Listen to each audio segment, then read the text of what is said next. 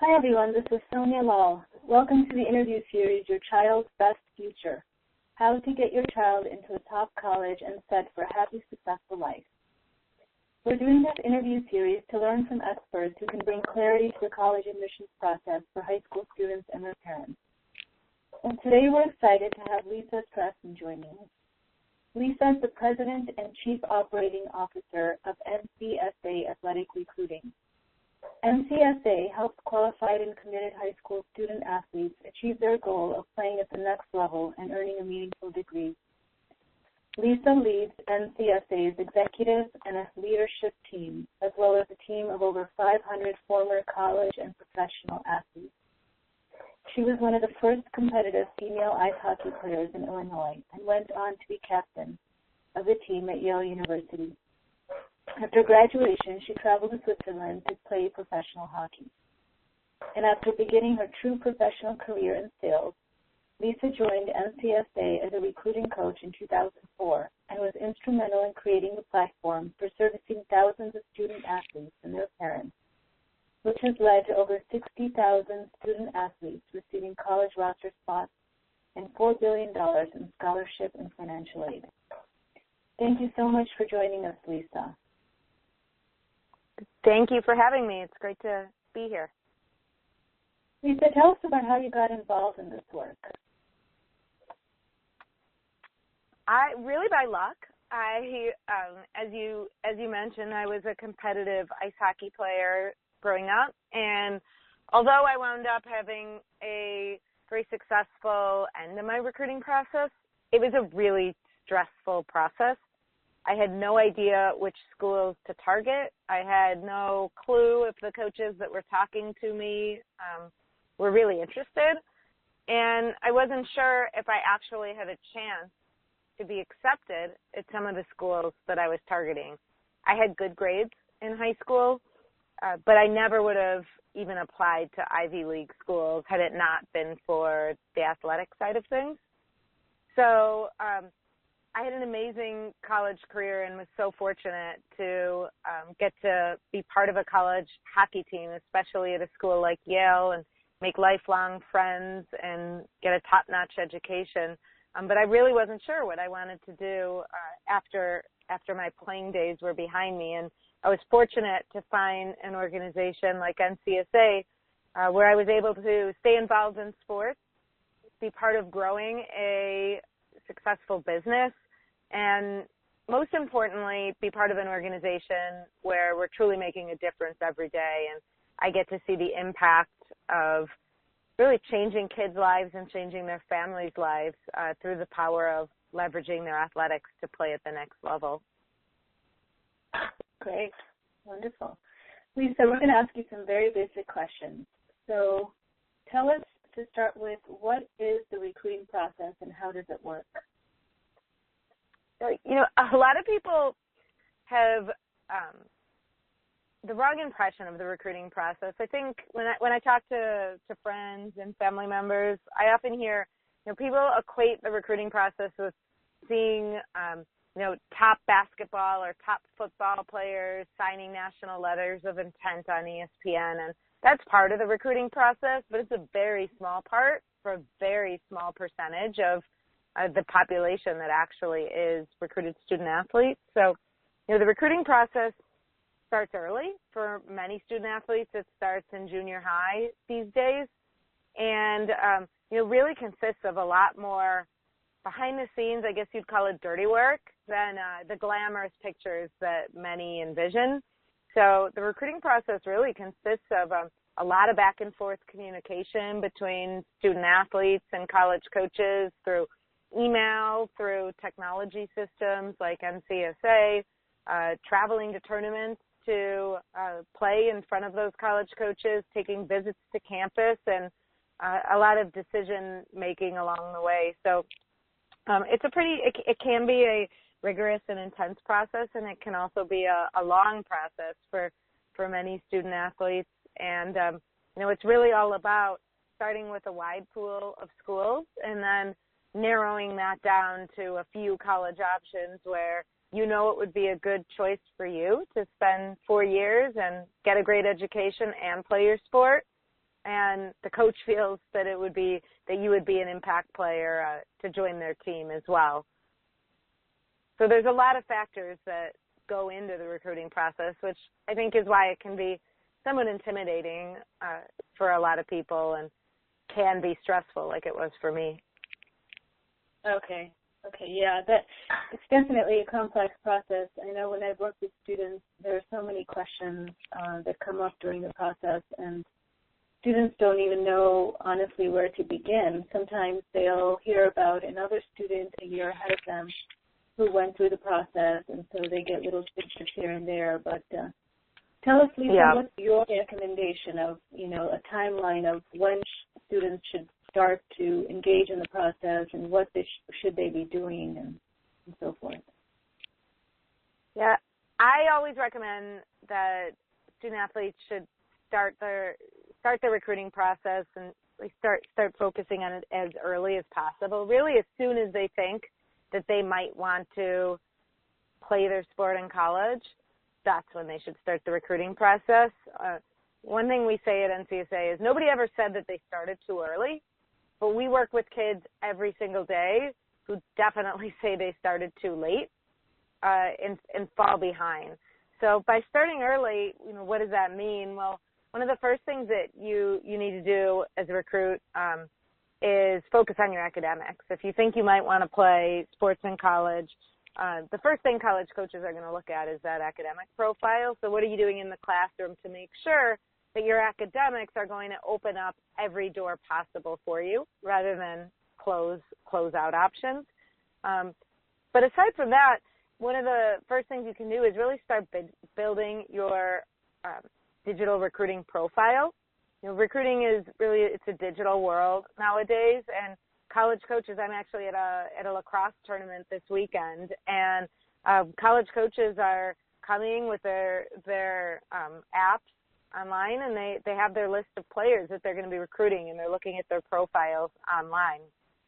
So at NCSA, we provide student athletes with a free digital profile where you can house all of your information and keep that up to date, so college coaches know what you're all about and what your credentials are, both on and off the field. So that's very important. You should start getting a video together as well.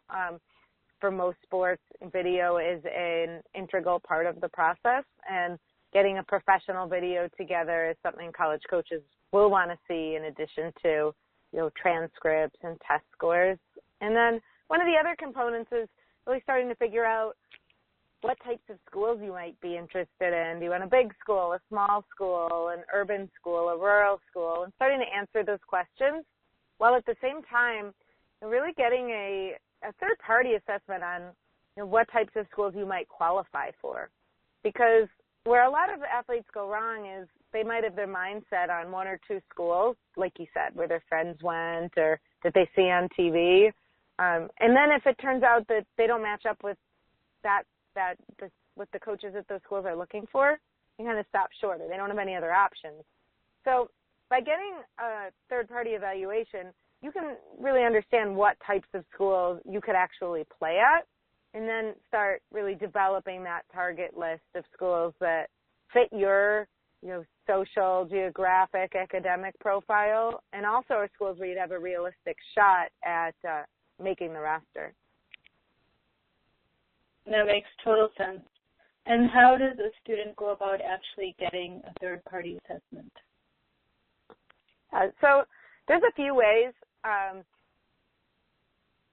One of the things that we provide at NCSA is a third-party assessment. So we have recruiting coaches who all played and coached at the college level and can help student athletes both talk about and better understand the different types of options that are out there to help them narrow down what they're looking for, but also evaluate you as an athlete and as a student athlete to help let you know where you stack up compared to all the schools out there.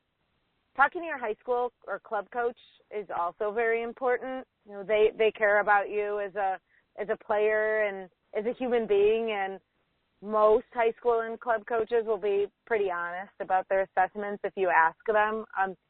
I would recommend doing both so that you get your feedback from your coaches, and then you can also get some feedback from, somebody who sees a lot of other student athletes from other parts of the country and other teams. But those are two great ways, and definitely if you start anywhere, talking to your coaches and letting your coach know that you want to play in college so that they can help be a support system and an advocate for you during the process is definitely something I would recommend. Okay. Yeah, that makes sense, to get as many evaluations as you can, especially from your own coach and then a third-party evaluation. My question for you is, when should students start doing that? Because, the recruiting process doesn't start to begin until, is it junior year or senior year of high school? Actually, it starts much earlier today. In some sports, student athletes are committing to colleges as early as junior high. To see a seventh grader commit is kind of scary, but it's not that rare these days. So for most kids, it's not quite that early, but the process still really starts, in high school. So by junior, senior year, things are really heating up.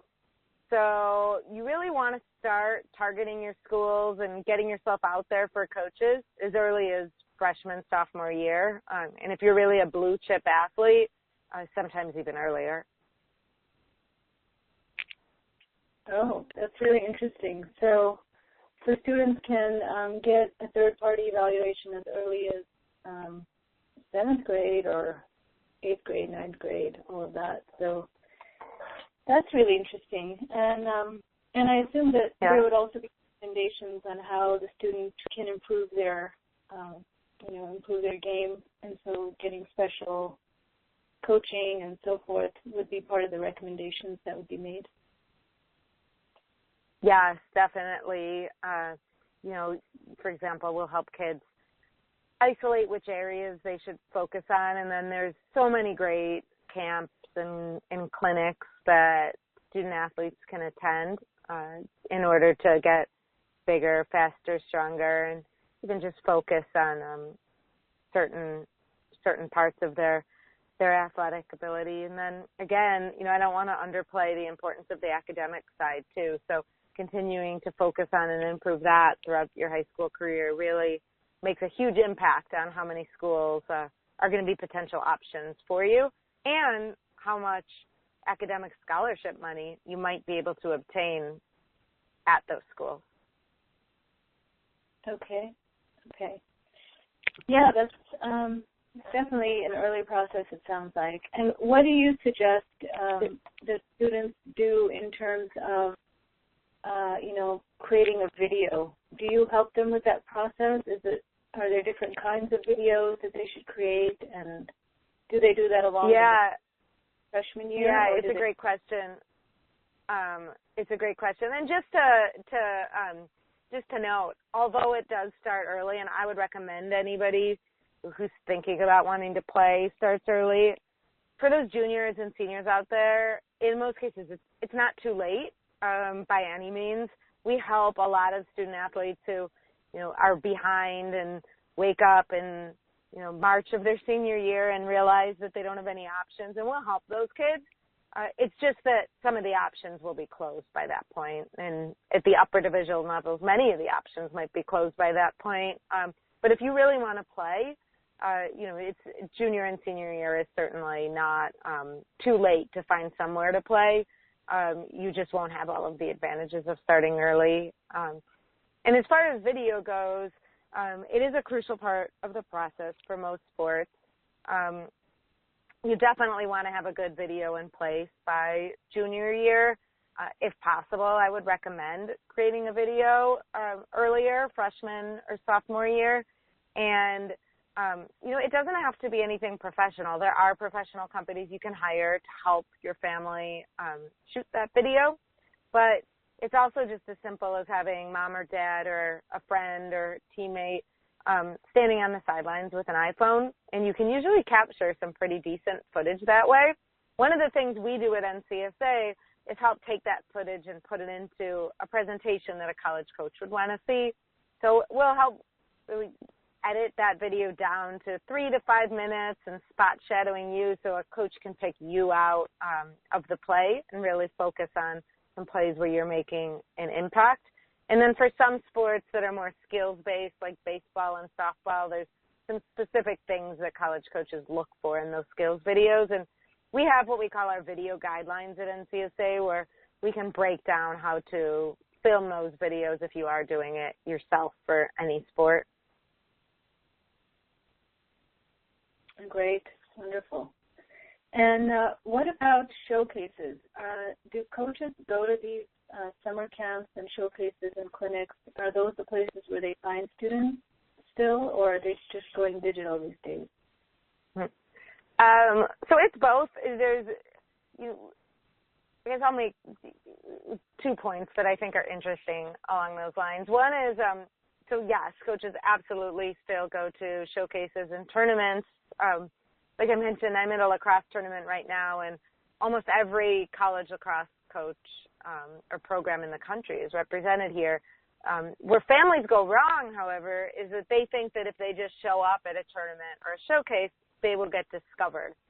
And while that definitely happens, there's the amazing story of a coach who, just sees a player catch their eye. That's not the norm. Coaches come to these events with lists. I've been watching coaches all day really look at their list of recruits of, which coach is going to go watch which player at what field. They come to the events with schedules. They're not just standing there, open-minded looking for the fastest girl that runs by. So what you really need to do as a recruit is get on that coach's radar prior to the event. And then the second point is that college coaches have tremendously small recruiting budgets. So unless you're one of the top, big sports programs in the country, the average college program has a recruiting budget of less than $10,000. Now, once you factor in, all of the recruiting efforts that need to happen, buying software for your team, and just all of the things that go into running a college program, that doesn't get you very far. So college coaches just can't travel around the whole country to watch players. So that's where digital recruiting comes in, and so much happens with coaches using applications like NCSA and Front Rush and other software platforms in order to identify and discover athletes who might be a great fit for their programs. Okay, that makes sense. So basically, you're saying that you should contact the coach prior to coming to the showcase so that you can get on their radar. Definitely. Absolutely. You need to let that coach know who you are, why you stand out, why you're interested in their school, and where you'll be playing specifically at that tournament. So which team you play for and what your schedule is. Okay. Well, one of the questions that often comes up with students is once they've met a coach at a showcase, they try to stay in touch with the coach, and by email usually, and sometimes they don't hear back, and then they wonder what to do. Should they keep trying to email the coach until they hear back? Should they leave them space? What is your recommendation on that?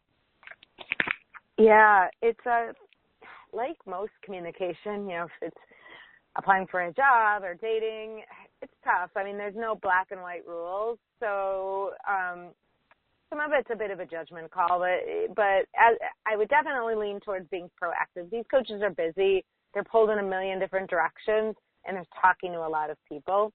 And many of them aren't as organized as they should be, frankly. So I definitely would not assume that just because a coach doesn't respond to one email, they're not interested.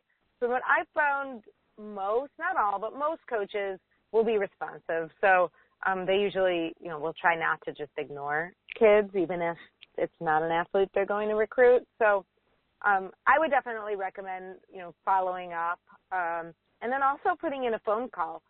College coaches have rules on when they can call athletes, but athletes are allowed to call coaches at any time. And then at NCSA, we have software where athletes can actually communicate with college coaches directly through a recruiting message center. So it doesn't have to get lost within Gmail or whatever email you use.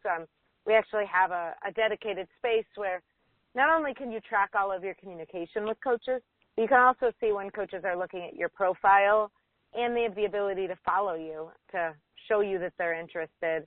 And when they do that, the coaches get updates every time you update your profile or something happens within your recruiting process. So that's one tool that can help you kind of see what's happening behind the scenes with those coaches.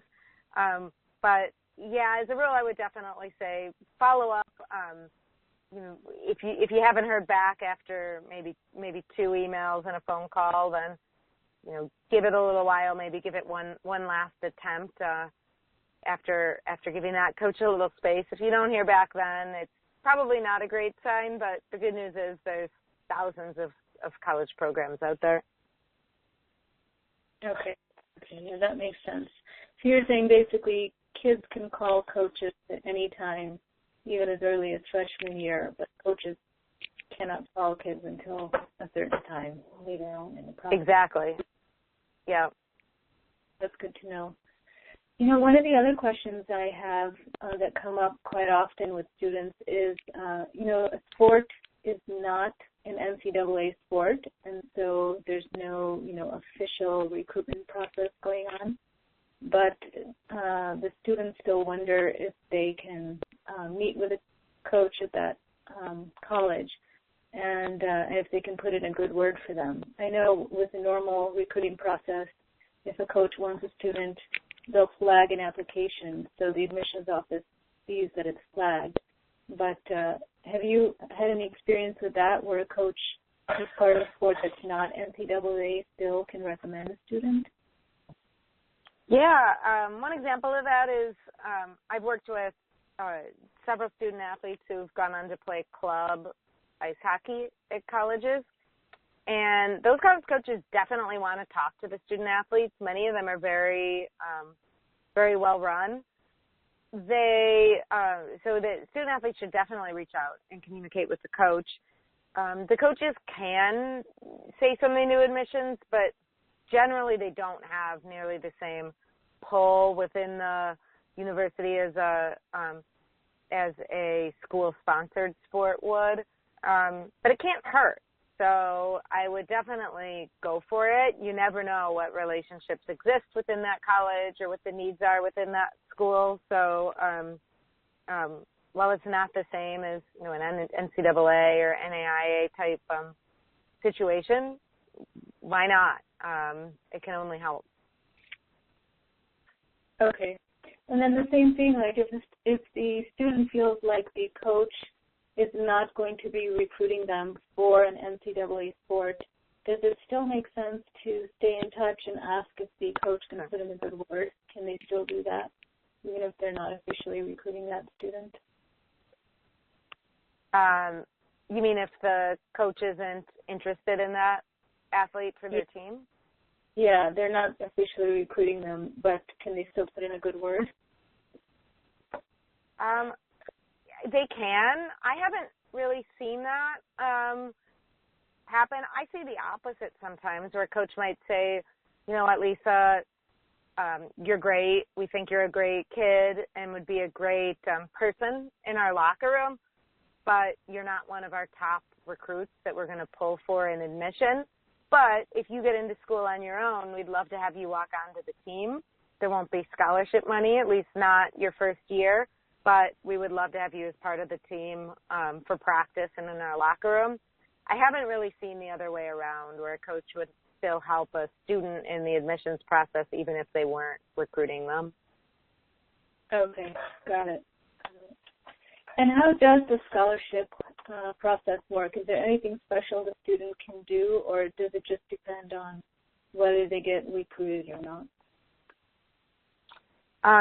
Well, on the athletic side, yeah, they're being recruited by the coach, and usually the coach will give them some sort of an offer for the scholarship, which can be renewed each year. So in many sports, it's very common to start out with a partial scholarship and then get more in subsequent years based on merit. But there's lots of other avenues to get get college funded. Many of the Division III schools that don't offer athletic scholarships do offer academic scholarships and merit grants. So I was talking to a coach today who coaches at a pretty expensive school. It's a great academic institution, and he was talking about the different academic thresholds that if players have, they can get pretty substantial academic scholarships. And then these coaches can also help pull for merit grants for kids. And there's a whole long list of unique scholarships that kids can earn. And definitely having the coach be an advocate for you in that process is something that's very helpful. Okay, that's really good to know. So even if the college doesn't offer athletic scholarships directly, the coach can still help the student get like merit scholarships or different kinds of scholarships. Yes, not 100% of the time, but in many, many cases that I've seen that happen. I've seen instances where kids wind up with a better package at a school where it's not athletic scholarship based than they would in a situation where it's technically an athletic scholarship. So at the end of the day, wherever you can get the most money, right? Right, definitely. Lisa, tell us about the process of deciding how many schools to apply to when you're in the process of recruiting, because I've heard that only 2% of students are actually recruited officially. So do you have any advice on that? How many schools? Yeah, it's the unique thing about when you're a recruited athlete or when you're targeting athletics as part of your college experience is it's hard to just throw out an exact number because there's a lot of moving parts in the process. And one unique factor is really the sport you play and what type of school you're looking for. So, somewhere usually I would recommend starting that list with somewhere around maybe 20 to 30 schools, and then you narrow it down from there. That doesn't mean you're going to apply to that many schools, but you're going to start having legitimate conversations with about that many coaches, and then narrowing it down from there throughout your junior and senior years. Many people, they'll start with a funnel that's much bigger. Again, it really depends on some sports only have, 100 or a few hundred schools that offer your sport. Other sports have, many more options. So there's a lot of factors there, but usually around that number. But, many of our kids start with lists that are closer to 100 schools because they really want to keep their options open and then narrow it down to, maybe the 5 to 10 that they'll ultimately apply to. Wow, that's pretty intense. Great. Tell us a little bit about what services that you offer students, and then what you've noticed with students who've received your help versus students who had no one guiding them in the process. Yeah. We help students in a number of different ways, and it really comes down to helping them have an overall better recruiting process, and also becoming better recruits. So we're going to have a leg up on their competition. So one of those things is helping them get their athletic profile, academic and athletic profile put together. So, and really, getting matched with college coaches. So, from the start, we work with the student athletes to get us all the information that we need in order to do an assessment and an evaluation. And from there, we tell them and work very closely with their parents, of course. We're able to tell them how they measure up with every school in the country. And we actually have an algorithm. We have a team of data scientists in our office of 500 people who are, running this algorithm that literally tells you, you're a 70% match for this school, but you're a 99% match for this school. And it's not, saying that that's exactly the school you're going to go to, but really helps kids directionally narrow in on what types of schools work for them, taking inputs from both the athlete side and then also the college coaches side. So, you might be a great fit for Northwestern, but they're done recruiting your position. So you're not going to play there. So you should put your time and effort and energy into other options. So that's a big part, is helping kids really focus in on the right schools for them. And then we help them connect with those coaches. So we have a database the college coaches search from, and as they're looking for athletes, they're able to find our athletes that make sense, and then be able to communicate within our platform. And then we also have really an education and guidance side to it, where we have a team of recruiting coaches who work with the student athletes and their families really to put together a game plan to help them with the recruiting process, and talk them through what to do when they're going on visits, what questions to ask coaches when they're communicating. We run a series of classes and individual sessions with student athletes to just help prepare them for all of those elements in the recruiting process. And then we also are partnered with Princeton Review, and so our kids get extra test preparation for the ACT and SAT, and help with the FAFSA through us as well, to help them prepare for how each school is going to fit their family's unique budget. So we have a variety of different offerings, really all built around what a family really needs in order to be successful in the process. Some families need a tremendous amount of hand-holding and coaching, and other families really just need a highlight video in their set on the other elements. So we customize everything for the unique family situation to help them reach their specific goals. Great. That's wonderful. Any other last pieces of advice you would like to share with our listeners? I really to again, I can't stress enough the importance of really starting early and doing something. The recruiting process is hard and it's stressful, and I always find the biggest shame is the kids who wake up on graduation day of senior year and they don't have a plan. So whether it's getting help from NCSA or someone like us, and we do free education for everybody. So there's a wealth of information on our website, and anybody, if you begin to fill out your profile, anybody gets a free 1-hour consultation with one of our head scouts who can really help diagnose where you're at in the process and what you should be doing next, and start to put together that game plan for you. But from there, even if you decide to go about the recruiting process on your own, that's great. But it's just important that you're proactive and that you're active in the recruiting process, because the kids who sit back and wait are usually the ones who are still waiting, once that graduation day has come. And, to me, it's just vital that you are proactive in the process. So at least you know what options you have, and then what choice you make can be your choice, not a matter of circumstance. Great. That's very good advice. Thank you so much for joining us, Lisa. It's been excellent having you and having you share all your expertise. We really, really appreciate it. No problem. It was great chatting with you. Thank you.